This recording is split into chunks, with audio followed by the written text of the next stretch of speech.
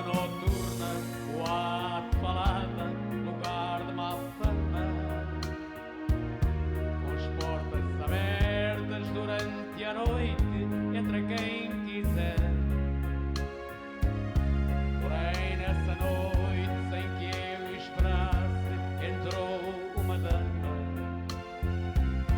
Fiquei abismado, porque se tratava de minha mulher.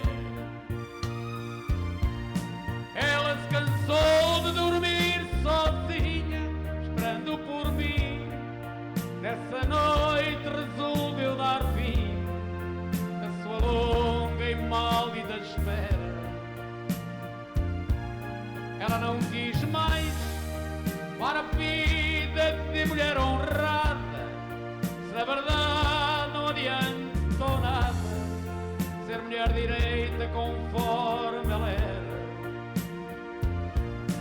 Ela decidiu abandonar o papel de esposa para viver entre as mariposas, fazem ponto naquele lugar.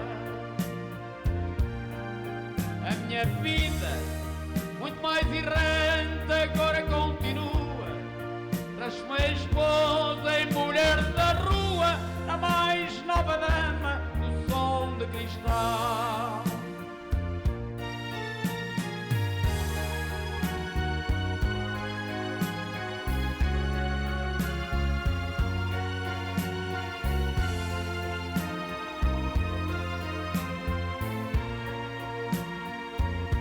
E a casa noturna, boate, balada, lugar de má fama, com as portas abertas durante a noite, entra quem quiser. Porém, nessa noite, sem que eu esperasse, entrou uma dama. Fiquei abismado, porque se tratava de minha mulher.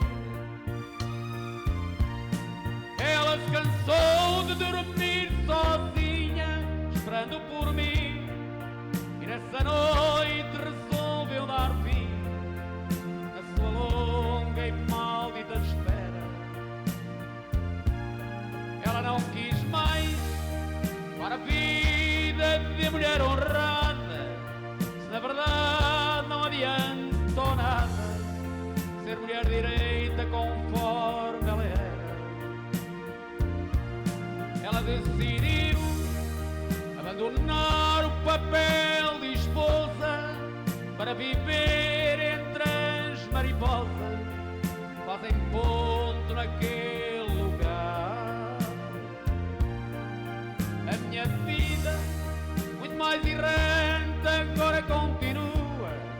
Transformei a esposa em mulher da rua, na mais nova dama do som de cristal. Obrigado.